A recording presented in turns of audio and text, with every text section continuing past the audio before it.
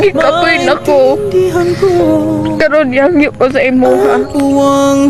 Nga itag ko. Ay, pagod ka? Ako rin pagod eh. Masakit yung katawan ko. Kakasalansan dyan, oh. Dili gapon nimo mabuhat. Asa man din ipadulong atong relasyon. Ay, kailan naging tayo? May relasyon ba tayo? Kaloka ka naman, ate. Prangkahin na lang ko.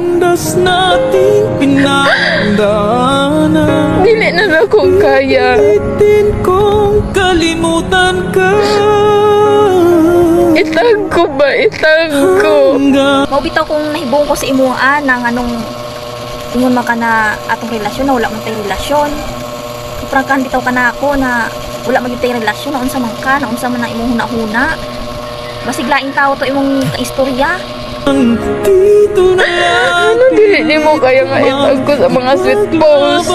Ating pagmamahal. Nganong ang uban kaya, nganong ikaw dili?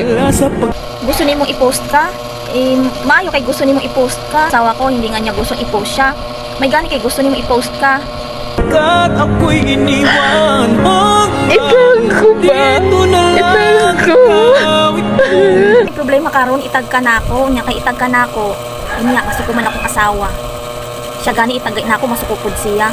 Nya daghan na akong trabaho daan ni o tan-awan na o. Na ako ko isalansan. Pag ko kakaon pang pangatlong kaon. Gutom na ko. Nya ipapatag pa ka na ako.